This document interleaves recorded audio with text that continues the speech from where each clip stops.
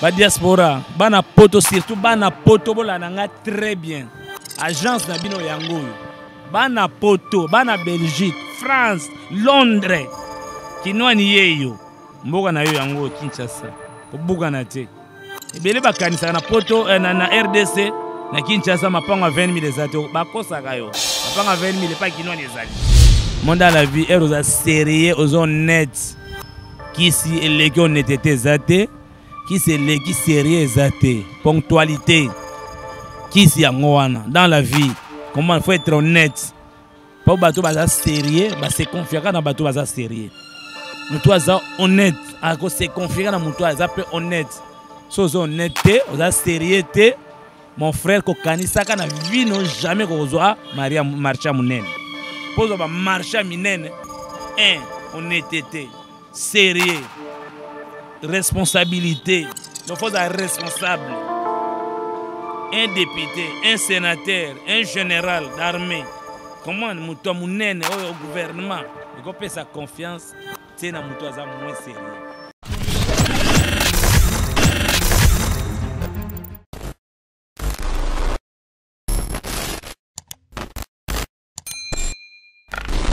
PDG Kinwani balabala business.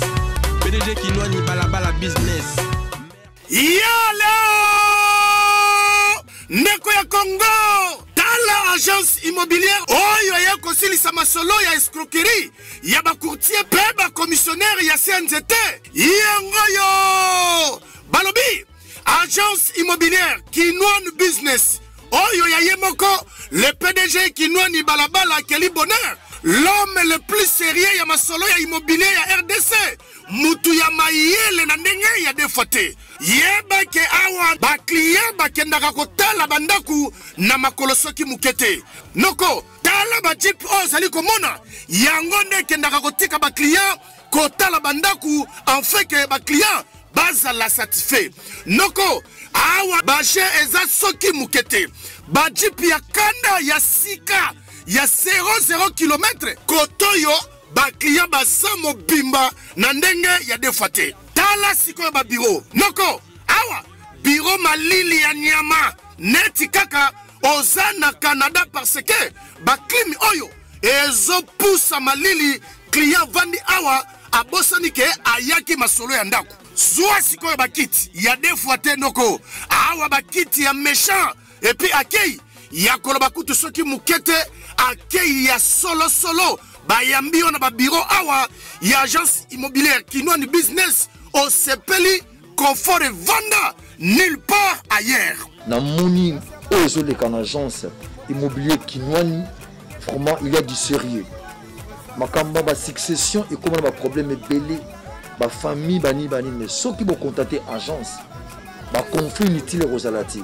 Dans le département juridique il y a bien et on a de la mikanda makamutu rosalalaise location achat ici c'est du sérieux. Bandiku na ibi sibino uzanza mbona yo bo usana na ngoli kabu emonana otu mandak do ufutela agence asir nizam moko Kinwani business tala noko yo mutozo teka ndaku ti lelo ndaku na yo teka makate yaka na offre wana awa na agence immobilière Kinwani business omona ndenge kobeta madada avec impact na idéologie otuninga soki ezwami wapi ezwami awa na avenue Kimbondo numéro 384 référence kaka na formule 1 Osamo Bimba.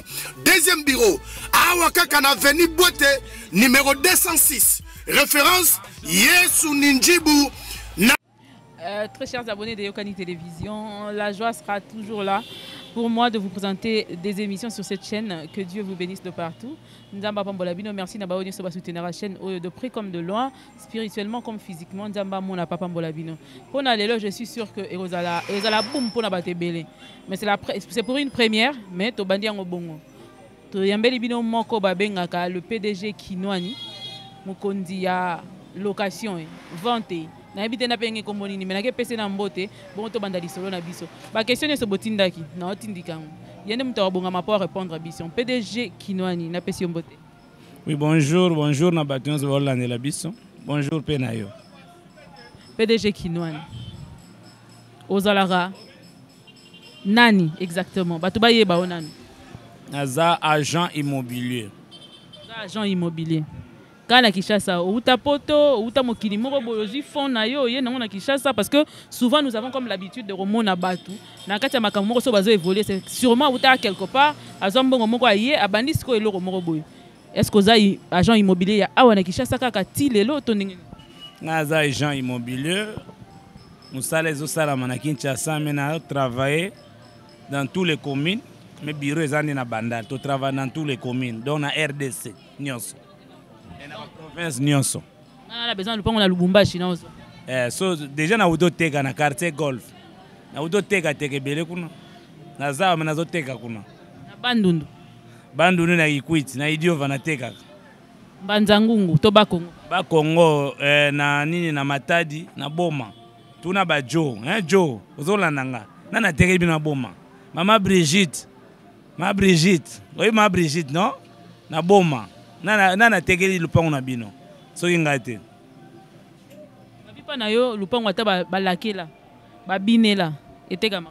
Oui, pa nanga ata lupango na bino kindoki kota bakoko baloba. Hein? Oh mama loba ndenge ndeko mo zoloba kuna itambo.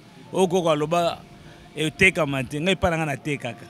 Na brisaka ba lien wana. Donc ngai pa nanga lien salaka te. So bo place bo monique non, bo komi na suka. Comme moi bo tamboli do bo luki ba commissionnaire ba ko teka lupango na binote. On s'en bo moni bo komi vraiment na suka. Wana bo ya lukanga. Ngana linga bongo. Ba ko manande na suka. Ngana linga ba koma na suka po ba ya lukanga. Ke tu na so kena les quartiers na Bandal. Ba itoyi. Kende tuna wana bango ba komi na suka ne ba ye. Ngana linga mapango yo ezalaka no. Ba bengti ba 5 ans, ba 10 ans, ba 20 ans depuis ba chalo pango ba bosana na ba misuso yo bana ki ko zela mbongo wana ba kufi ba zeli mbongo yete wana ndenga na ye so ba ye na minute wana etekami so ba ye après 5 ans etekami nazala bongo o moni no ba tebele ba loba o azana mutu akisi tena to komi kuna to ke mbangu kokima na makambo te na chrétien mbangu po balobaka yango yana bango balobaka mutu akisi. Pourquoi mutu akisi? Parce que pa place o bango ba moni ke ba réussir te Kinwani aye a réussir kisi na ngango wana kisi na yango babi yo zali cause ya kopanza ba famille ebele na ba mapangu na bango oyo ba opposé yo ke yo koti ba dossier na bango ti finalement lupango etekami babi yo ndo za cause ya kotekisa bato ba mapangu na ba famille na za cause ya kotekisa mutu moko te lupango ya biso eza agence eza bien lancé ezali na fandi na bureau na nga ndengo yo kutinga na bureau na nga na médecin mutu malade auti chez bango ou bien papa auti na mwana na salisi ye kuna simbi te auto médicament simbi te aye na clinique ou aye na hôpital immobilière balukela bango solution ya bato baza malade, c'est-à-dire quoi? On comprend bato bazo bela, c'est-à-dire bato wana berité wana boyoka nezate bafandi oleke basima bandako ya bakota bandako nganga olie babomana bamiso basimba bazui décision lokola yo yaya yo garçon wana oliaka mbongo ya lupango yo moko wana o pesaka bandeko te siko yebisanga donc kaka yo fani wana depuis non oyebi 82 okoka lobaki depuis 82 ofandi ozofanaka yo moko oliaka mbongo ya ndako yo moko siko baninga baolia te na fin d'icône basani funa début note etekama po bango pe bazwa part na bango po bango ba se retrouver eloko te kasi mingi tango zoloba tozoka kozotanga kitambo ozotanga ya teki pona nini kaka kitambo nga naza na kitambo mingi na oteka mapango ya kitambo na oteka mingi kasavubu ngiri lemba njili na oteka partout komba mena linga mapango eleka ba 200,000 wana elo na linga nde yango wana o yango lesa kitoko kobanga te lopango na bino pe toteka kaka wala otala kamera oyebisa na yebisa bato nyonso bomoni bozana ba conflit ozo simba te wana bomona boyokana te boya na oteka Na oteka kala mingi te ezoteka ma na oteka nanga. Yo bangaka na conflit na ba membre ya famille tango teki wana oya banda ko s'opposer wana akoya ko bundisa yo te spirituellement physiquement. Na ko pesa exemple moko boy na oteka lupango mo $350,000 na ma campagne. Lupango wana papa wana ya ulukanga azolana nga moye totanga kombo ezate. Asoma lupango wana azana 25 ans. Imaginez après 30 ou 40 ans passés azwaka noko na ye na temps wana noko na ye donc mwana mama na bango asuka azali na 30 ans ye na 25 ans asombi lupango azwi leki ya mama na ye atie na kati ya lupango yaya ena bakoli ba génération presque moko fanda wana era fandi wana ya 35 ans passés bato nyonso na manga mbamba yebiki lupango na abali wana boti wana papa oyo j'ai oyo azali na 25 ans, comme il dit papa be mukolo mais wana za supérieur na ye. Oui. Ayo ko zwa décision ateka lupango. Noko wana asepeliti. Lupango eteka. Mais ayebi lupango za yeti. Mais afani pana 35 ans wana. Akokape ko soma lupango na yeti. Ateka ko soma ti. Kolo lupango aye abi lokola ofandi ya bana oboti ya omoni un jour nga pe na kokufa et comme conflit entre famille nanga na ya yo bakanti lupango na yo na teka lupango yo loko eza na valeur ba 300 quelques mille dollars na lokela ta 30,000 ata 50,000 na pesa yo antaki noko nanga osome esika ya yo noko asepeliti noko abandi mbala moko lobo nini pourquoi ozoteka lupango oyo lupango bateka oteka lupango malamu boye ezalaka te banini nzoka nde noko akomi na esprit mabe. Abi ok, so oteka na yo. Abi mama kamba villa, mama campagne za délaissé mais banzete za partout. Munene pe awa noko ake afana kana se nzete na wana na nzete na ye.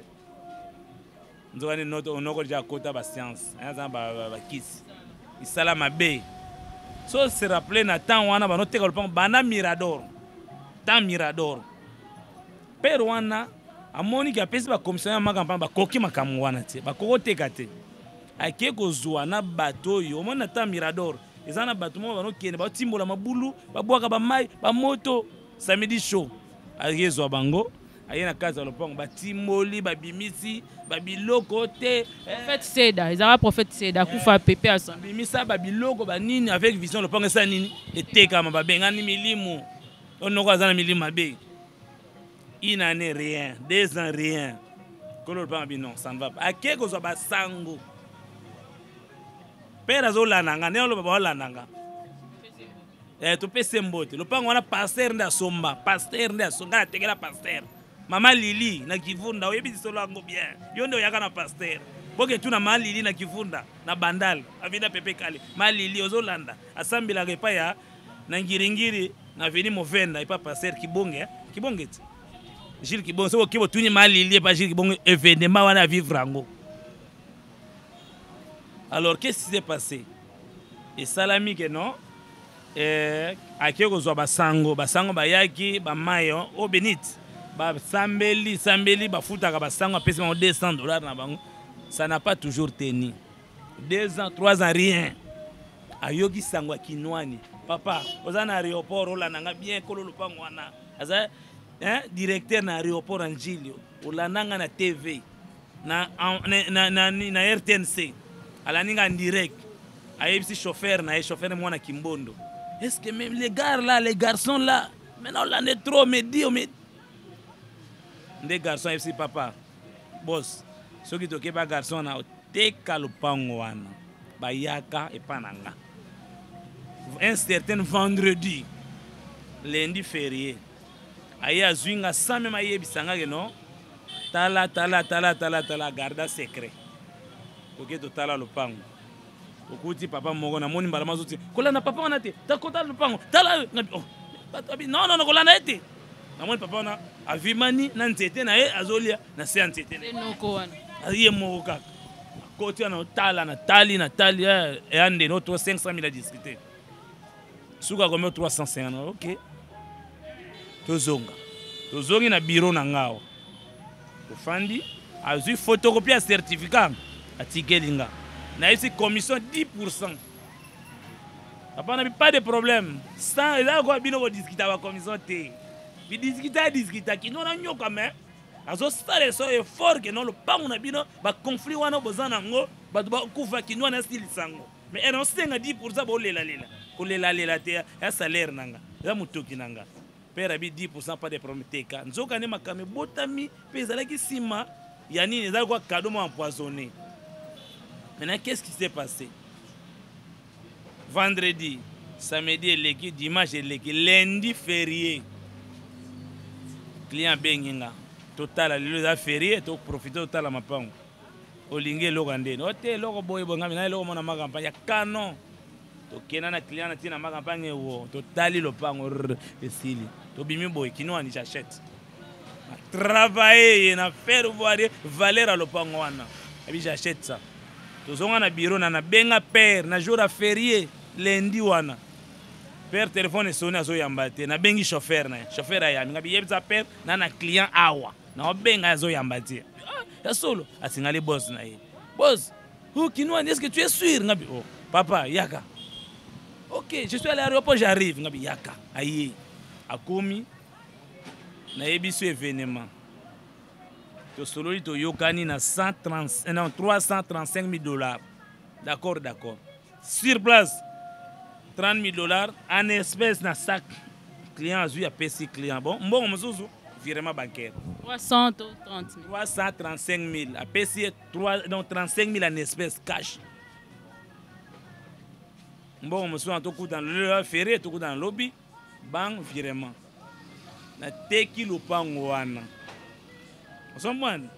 Croyant que père a discuté commission. Père a 33 500 $ cash du cash. On a somme Prado nanga musuzwana. Na mona ki donc, na mona bon faut tirer un souvenir. Na 30 000 $ na ke na somme Prado. Et nino yo ya 3500 etigali wana bato bureau hein ebi kandeke zalakata. Moi muke ba se souvenir. Vous comprenez? Donc par là j'aimerais vous dire que non, ma pango bo moni que non bloqué. Obo komi na suka bolembi. Comment na bino ba commissionner so za na client moni ko tamboli na ye. Ba client bo benga ka wana ma deso makasi. Boya na olemisi la bino ango na pete. Comment bicarbonate ezali? Bicarbonate ezali donc yango wana. Mais siko apparemment net yozo lo belaka makamba ba vente, makamba ba vente ba minene. Bon bato baza siko na ba vente mais ya mikie. Balingi pe ba louer bandako est-ce que pe ba location bandako ezali ya ba maison OK to sala ka nyonso to za mingi ka ndingo moni wana so tali bien on moni ba komi awa zongo nyonso vente location donc achat vente et location de parcelles donc to sala ka nyonso eza structure mobile mais société vous comprenez donc nazana ba travailleurs les seuls courtiers immobiliers dans plus de 15 travailleurs na agence moko zakanga na bandal na kitu. Jabe bazinga na musala. Usompwande donc naza bien organisé. Boyebi moi na mikumise zate. Boyebi que naza bien les seuls et l'unique courtier immobilier bien organisé na vie professionnelle yaka kinwani. Aza les seuls.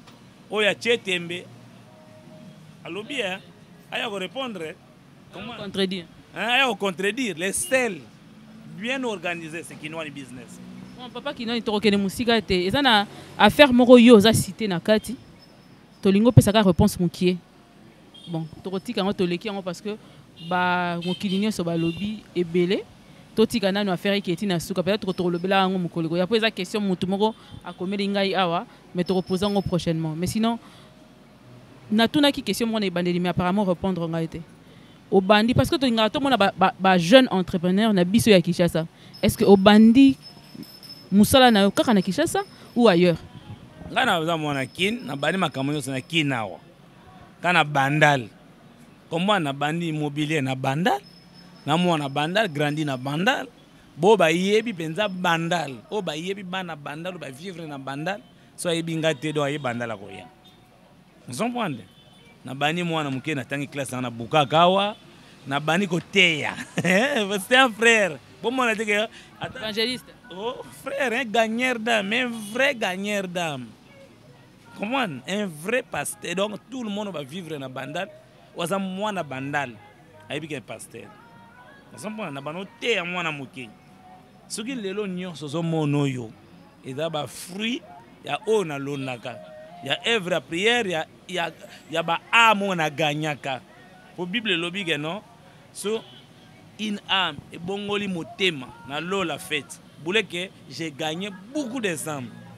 Comment ça petit lelo na kati ya musala nzambe ebele bazo sambela so komi na bandal aussi téléphone obano tambola on tuna bango kie kinwani na banane ndenge nini avant comme agent immobilier azala ki nani asala nini bako expliquer non c'est un pasteur assisi classe na ye pasteur changeur lelo na immobilier comprendre na créa oyo moto lukaka ba engager yo ngana créa o créer poso na bina landa ba engager nge simbati comment donc mutu ya mayele sombana lelo ata bazo loba lobo eloko ti sombana donc na tei trop na gagner ba am trop na sambeli trop ya omoni lelo yo et comment est-ce qu'on prière foti c'est ce que lelo nyonso ozo revivre lelo ezali fruit ya lifuti ya musalo saela ki nzambe donc quelque part là ozo benga pe ba jeune basa de la nzambe nde ba ozo lifuti na ba mais oui si olingo gagner vie un conseil na pesa ba jeune lelo belé bazo bela maboma ba commissionnaire belé basimi ba kisi yango ata jeep ya kilometre 00 asoma na noté ne kinwa na tambola na 00 km vous comprenez mon frère bino ba commissionnaire ya CNZT kandi na lobaka na benga bino ba commissionnaire ya CNZT na ndenge ya critiquer bino te na benga bino po prendre conscience boye ba soza na CNZT eza pasi po client personi ni oyo client pesa yo confiance luka adresse luka bureau luka ndako futela mon frère ozwaka mbongo comment organiser someone zwa mbongo investir ango mkozwa mbongo te po tshana masanga kozwa mbongo te po sala buzoba raisonner pour l'avenir ya famille na yo ya foyer na yo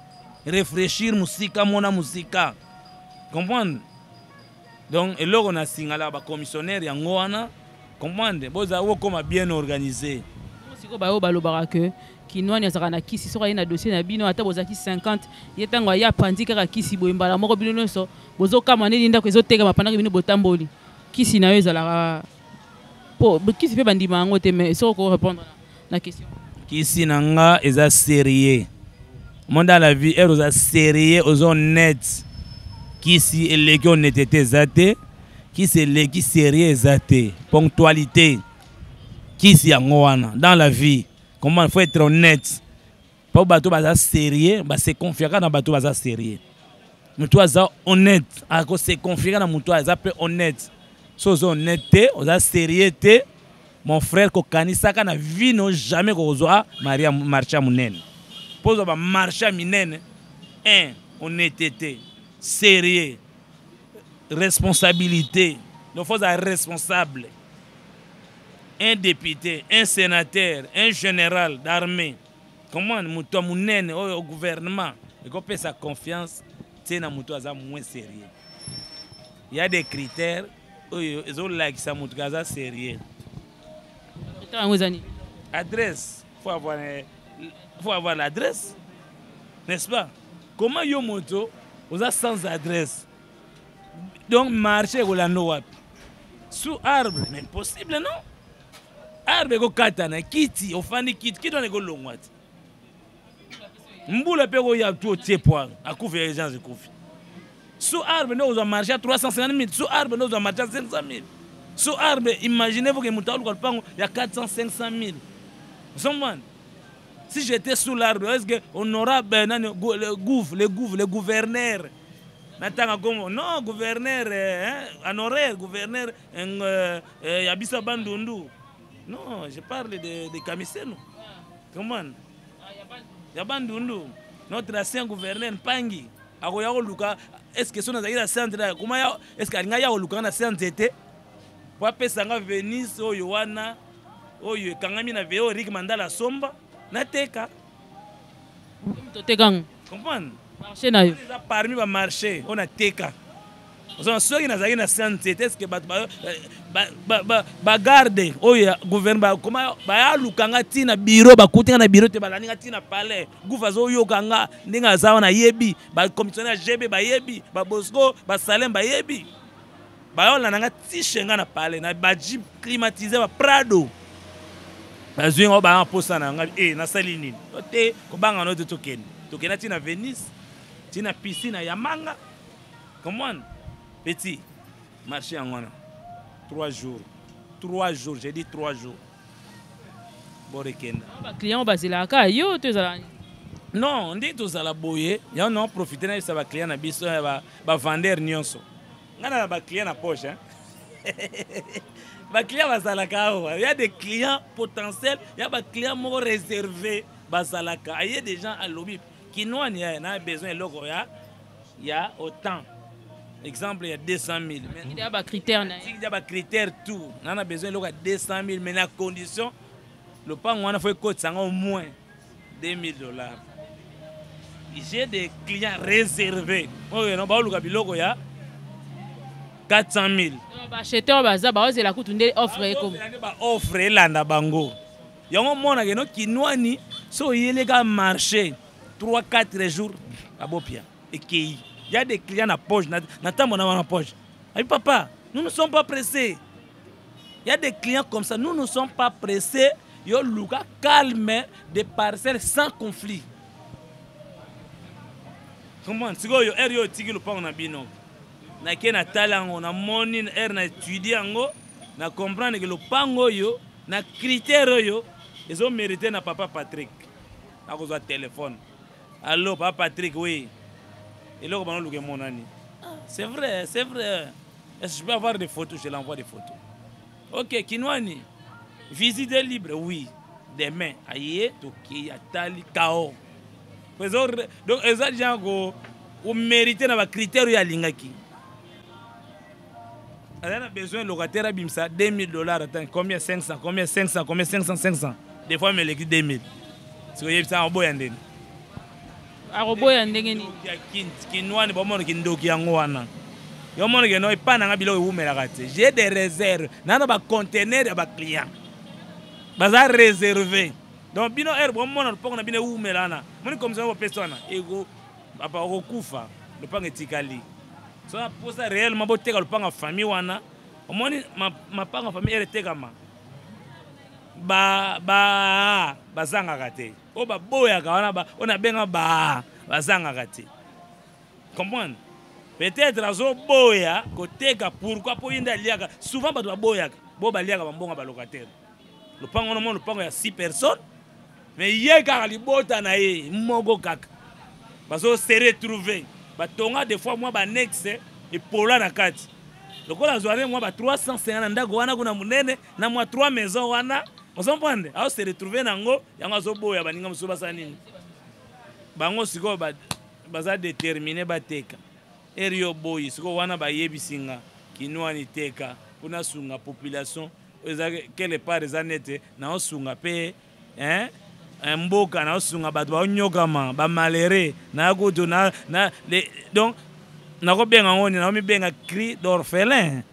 Zomman ba orphelin ba olela ba papa ba ba kuva lopango yaya wana atika no lopango alia ye moko bana bandeko na bakuva kipa bango te koma ngana yoki ba yeko lelanga papa yaya na tobito teka lopango mama lega ndimi na ye na motema kuna ndimi te protocole d'accord to salaki to zwaki avocat andimi na signé na ye mais na réalité boye client so ba ye amatisi lopango client ba ye amatisi lopango client ye ru atie prix à likolo alors kinwa ni siko asuki saka prix o atie wana ka prix na oteka. PDG Kinwani Tokomina Souka, une dernière question et puis au clôturer, tant au petit biseau réponse, au clôturer en même temps. Moutou azana poto ningate kandaku, il faut contacter yope pour otekela ndaku to ezala ndenge. Bon, bato nyonso bazoteka mapango, surtout mapango a famille. Na bato bazoteka mapango na bango moko ba propriétaire. Agence Kinwani zawana po esunga bino. Bato nyonso bazoteka mapango na bango bozana financement te. Bon, le pango papa tike la bino, maman tike la bino. Faut ba succession salama, ba jugement d'investiture de salama. ba protocole pour mikanda eza des documents lelo kobeta tolo lopango na yo lopango papa na bino atikela eske mikanda mon frère oza nango comprendre si on parle makamba lopango eza document siko lopango batika na kombo ya papa batika na kombo ya mama po teka il y a des procédures à suivre procédures eza nini eza que non faut bosala la succession faut bosala ba jugement d'investiture bosala ba jugement d'investiture faut bosala jugement ya liquidateur comment il y a des certificats à faire ça demande des moyens par conséquent na ba famille ya biso africain surtout na Kinshasa comment on a parmi les 5 héritiers moko de bazana ba moyens na bango bakolingaka te babimisa mbongo na bango po basala mikanda ezo concerner famille mobimba et surtout bato abongo bango nde babénéficiaka baebele baboya kindoki mosusu baboyaka mauvaise foi ya famille abimisi mbongo na ye asali mikanda ekomi lopango etekami na dernière minute akata mbongo na ye akomi moto mabe. Alors pour éviter nyonso wana yango agence kinwani business ya PDG kinwani balabala eza pe na branche o wana ya financement. Comment ça a besoin de financement mais dossier dans des propres. Ce qui dossier est propre. Tata moi si tu soutenir ti kuna. Bana o babotola bango lupango pa bande kuna bango pa bande kwa papa. Ce qui document est propre bo kota makamna bo tiembo on a bien en jeu bo accompagner bango tina vente ya bino bana oyo ke papa na bino atikela bino lupango na komo ya papa na bino.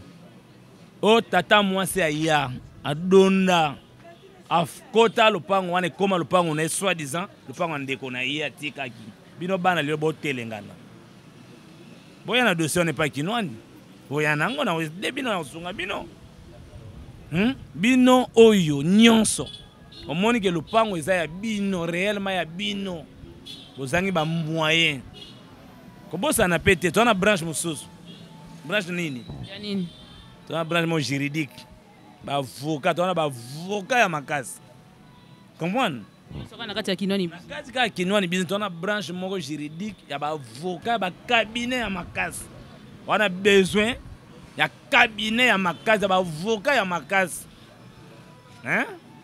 tokopesa ba avocat tokopesa ba moyen ozalaka na raison zalaka na raison zalaka suivre que le pan wana et le pan a père na bino zalaka même na document ils ont like ça oui un sous-basement like le pan wana nani ya papa na bino toko sunga yo to peso ba avocat to peso ba moyen financier oyo ko kende ti o récupérer ni le pan na bino so récupérer ngo oteki oyo ko zongela mbongo na nganyo za zanini na dépensaki.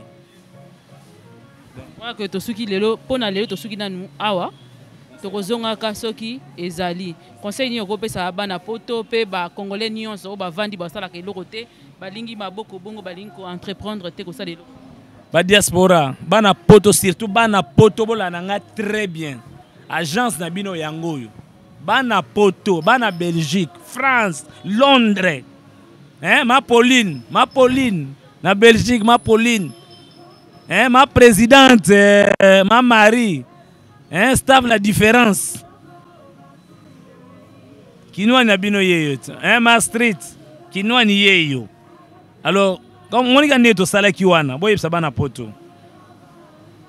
Zamboga mupaya, mboga na yo yango Kinshasa, kobuga na te. Ebele bakanisa na poto na RDC na Kinshasa mapanga 20,000 ezate, bakosa kayo. Mapanga 20,000 pa kinwa ni ezali. Si on a 25,000 euros, on a le lopango. Si on a 30,000 euros, on a le lopango. Place à bien dans cette ville. Comment tout ça là quand sort que nous moutonions à commencer. Donc au bout on a moi 25,000 euros, moi 30,000, 40,000, 50,000 au gozo lopango. Donc moi nda mambongo bomi wana ko zelate comme 100,000 euros. Ko comme 100,000 za lelo lobité. A lelo lobité tikelanga.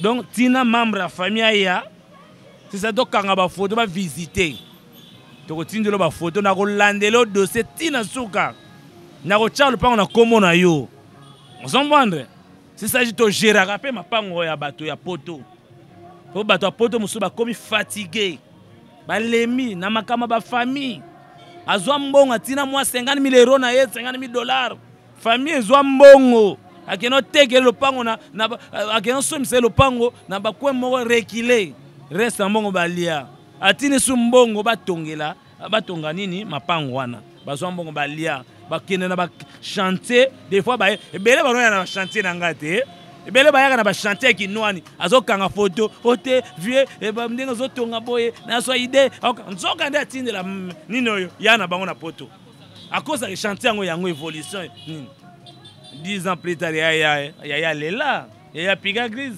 gérera ndenge nini katindela bino mbongo bino bozo gérer misala c'est-à-dire to sala ka boy soki acheteur mwana poto aye na somi sur le pango avant kende na signer ba contrat na ba locataire akuti ou bien so alingi ba locataire on a te abimi atikela responsabilité ya kolandele makambo ya lopango wana ya retouche à faire na saleli na aide gratuitement gratuitement comment aider gratuitement ba comme na télé locataire mbongo na esani nekei nous bénéficions la commission alors a reçoit ce numéro avant que na fongole compte ata na au banque ata na kitiman locataire on a bano futa na compte wana oyaye na bimise carte visa parti à poto à code banda ko contrôler mbongo na ye ko retirer des fois ngana za on a pona landela soki locataire a futi te locataire yo futa ndako bato mabe les 5 mona ngana porte na yo les 6 so futi te na bimisi yo. Merci PDG Kinwani siko tosuki awa mot de la fin pour tosuki komi pena na suka pona lelo. Bon, mot de la fin zaboye bino bato nyonso bochaki mapango na vente le pango esali 2 ans 3 ans 4 ans 5 ans eteka makate ngana lingaka botambola na so botamboli tambo na ba commissionnaire wana botambola ka wana soki bolembi so bokomi na posta ko teka boya amani kisi o ba commissionnaire ba lobaka Kinwani muta kisi na ko démontrer bino kisi ebe so ina kisi yango yanga te problème na wezani ngaso na kisi ya koteka mapanga za kisi na nga yanga alors bino boya kaka ngana teka na ba kisi na nga bino bozimbongo ese makamu ya kisi na ngetali bino yo na posa lopango etekama yo ya kaka na marché ya lopango ngana teki na kisi na nga yo zimbongo bongo te silit donc bino bato bozana mapango ya koteka eumeli bino bato bozoluka lopango malamu ya kosomba sans conflit lobi lobokoma na parquet te yaka na Kinwani so yena Kinwani business okozala jamais déçu awa totiela bato na défi omeki okutani olibende otieli baya to lambeli yango donc omeka kutu te Zoman, soko moni que le pan on a bien oumeli ya meka. Mon frère, on comprend que Johanna, un mystique, donc le basso que d'aboya, beaucoup vivre, koloba trombanga passi, donc boyo qui bino moro PDG n'enga lobby. Peut-être qu'on aura une succession des émissions, ça va venir avec le temps, mais ce qui est sûr. Car n'enga lobby et où melinga mona ki mona meso na moni na kuti batu awa mutu aloba ki da aya ki na kolemba maozonga na koseka na mwanda bupe da sengi da avance déjà elo na moni de kamite mazi da mwanda bache na poche a ok na sengonye so donc boya ebele bana poto ba pesi bino conseil o ba question beloka kuna na suka kuna te awa 20 000 30 000 ni ba pesa conseil eza conseil immobilier en même temps bureau eza makambo ebele mbala moko donc ba eko aider aux lupangu na ya bien sans conflit aux une adresse na yo aux ana poto aux une adresse na loke futera ba flat aussi sera ba mbongo et tout ça là aux une adresse no quitter là ka vendre calme poser muta déranger yo azate na tiki PDG pe sa numéro na ya téléphone en contact et puis to kabwana nde to mona ni mikolo ya après adresse ya PDG Kinwani bana poto au combien plus 243 bolananga bien plus 243 Vodacom est facile. Avant d'appeler ça Fricel, on appelle ça Vodacom. 81 0 0 0. C'est-à-dire 3 0 95 25. 81 3 0 95 25.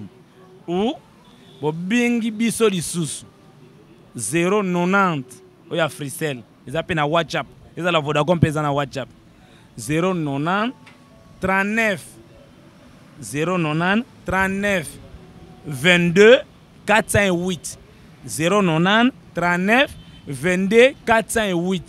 So moni obosani okomeli ngata na Facebook okoti komi PDG Kinwani balabala Kelly Bonheur na Facebook komelanga senganga numéro na kotindela yo na lobi na bandela numéro 090 39 22 408 au 081 3095 25 081 000 95 25. Oko benga kozwanga imoko. Adresse pe yaki. Tozawa na Bandal Kimbondo. Bandal Kimbondo, Bandal Central na benga ngo Bandal point de repère Bandal ya solo. Bandal au Kimbondo. Tozawa 100 mètres du restaurant Mama Colonel. Côté hôtel Formule 1. Côté église de frère Patrice Ngoy Musoko. Tozawa ba référence belawa. Tozawa sous côté à moi en Afrique. So zali okomi justement na Tour Eiffel ya Bandal. Otunika ka agence Kinwani. Tozana Kimbono 384. Ata mwana muke. Ata mukolo. Otuni agence Kinwani za ba olakisa yo. So moni ke mwana Bandal. Ayebi agence Kinwani te donc aye Bandal si sika. Merci beaucoup. Nde tokutani mikolo mikoya. Merci Mira na sima caméra. Au revoir. Merci. PDG Kinwani balabala business. PDG Kinwani balabala business. Yalo! Ndeko ya Congo! Tala agence immobilière oyo ya kosilisa masolo ya escroquerie ya ba courtier pe ba commissionnaire ya CNZT. Yango yo! Balobi! Agence immobilière Kinwani business. Oyo ya yemoko le PDG Kinwani balabala Kelly Bonheur. L'homme le plus sérieux ya masolo ya immobilier ya RDC. Mutu ya mayele na ndenge ya defote. Yeba ke awa ba client ba kendaka kotala bandaku na makolo soki mukete. Noko tala ba jeep ozali komona yango nde kendaka kotika ba client kotala bandaku en fait que ba client baza la satisfait. Noko awa ba che eza soki mukete. Ba jeep ya kanda ya sika ya 0 km kotoyo ba client ba samo bimba na ndenge ya defate. Tala siko ba bureau. Noko awa bureau malili ya nyama neti kaka ozana Canada parce que ba klimi oyo ezo poussa malili client vandi awa abosani ke ayaki masolo ya ndako. Zwa siko ba kit ya defate noko awa ba kit ya méchant et puis akei ya koloba kutu soki mukete akei ya solo bayambi on a ba bureau awa ya agence immobilière Kinwani business au sepeli confort et venda nulle part ailleurs. Na moni ozo le kan agence immobilier Kinwani vraiment il y a du sérieux. Makamba ba succession et comment ba problème belé ba famille bani mais ceux qui vont contacter agence ba conflit inutile rosalati. Dans le département juridique il y a bien et on a de la mikanda na makamutu rosalaise. Location, achat, ici c'est du sérieux. Bandiku, naïbi sibino. Uzauza mbona yo, bo usana na ngoli kabu emonana. Osu mandak, do ufutera agence asir, nizam moko. Kinwani business. Tala! Noko, yo mutozo teka ndaku ti lelo ndaku na yo teka makate. Yaka na offre wana awa na agence immobilière Kinwani business omona ndenge kobeta madada avec impact na idéologie. Otuninga soki ezwami wapi ezwami awa na avenue Kimbondo numéro 384 référence kaka na formule 1 Oza Mobimba. Deuxième bureau awa kaka na avenue Boite numéro 206 référence Yesu Ninjibu na